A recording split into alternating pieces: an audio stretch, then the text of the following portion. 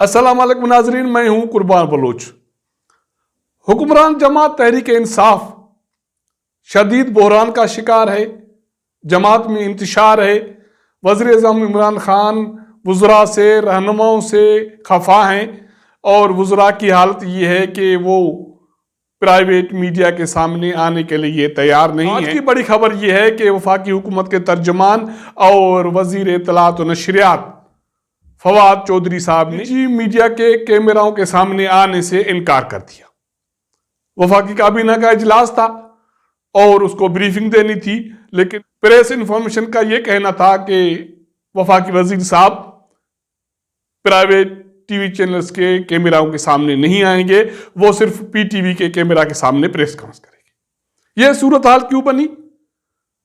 हाथ पांव मारने के बावजूद इमरान खान की हुकूमत संभल नहीं पा रही। हुकूमत की साख पर आखिरी कील मौलाना मुनीब रहमान ने यह कहकर ठोक दी कि तहरीक लब्बैक पाकिस्तान के शराइत में फ्रेंच एम्बेसडर की मुल्क बदरी का कोई शर्त नहीं था।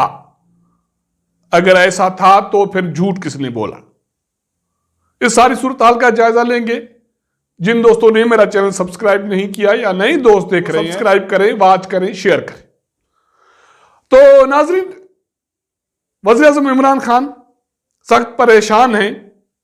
हालांकि DGISI की नोटिफिकेशन का मामला हल हो गया, तहरीक लब्बैक पाकिस्तान का मार्च वाला मसला हल हो गया, लेकिन उसके बावजूद वज़ीर आज़म इमरान खान परेशान क्यों हैं?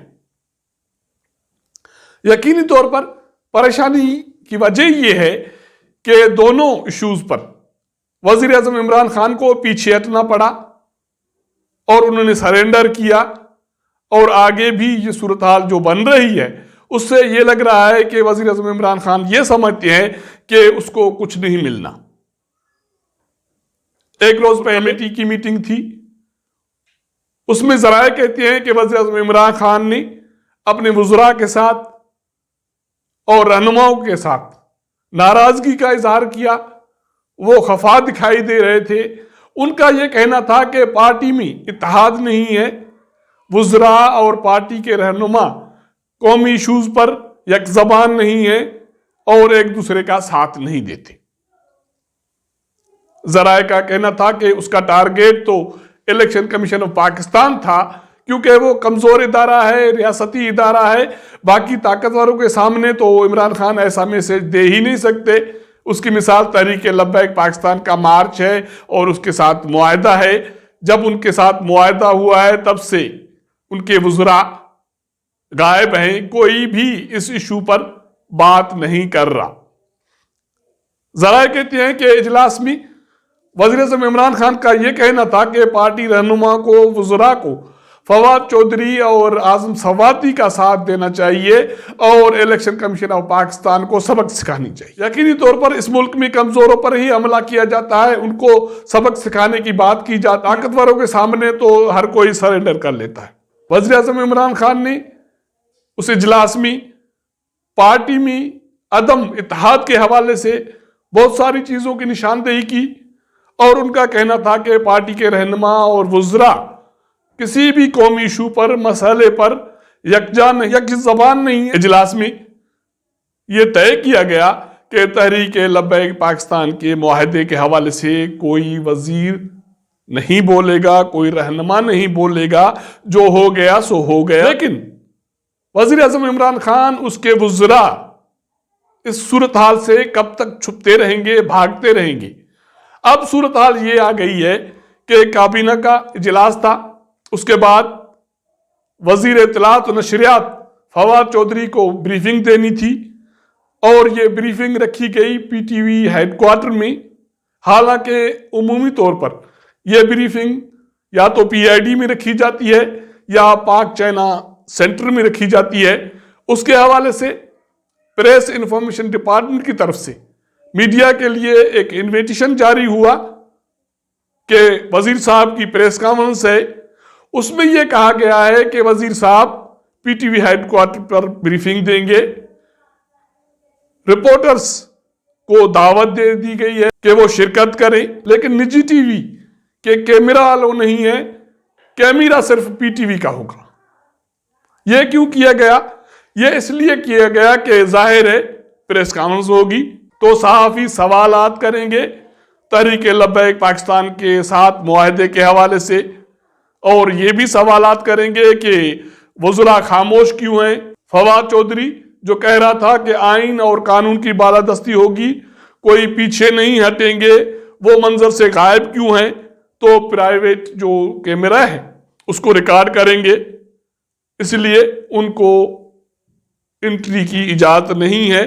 सहाफ़ी जा सकते थे और जो भी सवालात होते या जवाबात होते, सरकारी कैमरा है तो उनकी रिकॉर्डिंग करे न करे, दिखाए न दिखाए, ये उनकी मर्जी है।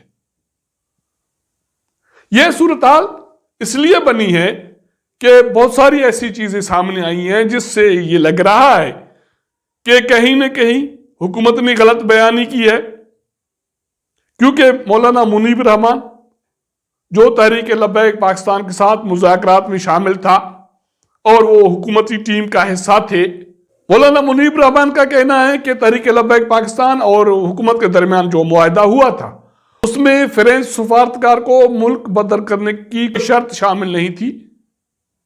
हालांकि इस सारी सूरत हाल में जब ये धरना चल रहा था, वजीर दाखिला शेख रशीद अहमद साहब जो अभी तक गायब है मंजर से और अंडरग्राउंड हैं, या तो वो लाल हवेली में बैठ गए या किसी खंदक में बैठ गए, क्योंकि ये लग रहा था कि उसकी हालत खराब है, वो डरे हुए थे, वो सहमे हुए थे। उसका ये कहना था कि तहरीक लब्बैक पाकिस्तान के जो शराइत हैं उसमें फ्रेंच सफारतकार की मुल्क बदरी शामिल है, लेकिन हम ऐसा नहीं कर सकते। लेकिन अब मौलाना मुनीब रहमान कहते हैं कि ऐसी कोई शर्त नहीं थी। तो इस सूरत हाल में झूठ कौन बोल रहा है, क्योंकि Maulana Munib Rahman on the record बोल रहे हैं, सारी मीडिया पे बोल रहे हैं शेख रशीद मंजर से गायब है और फवाद चौधरी प्राइवेट मीडिया के कैमरा के सामने आने से गुरेजा हैं।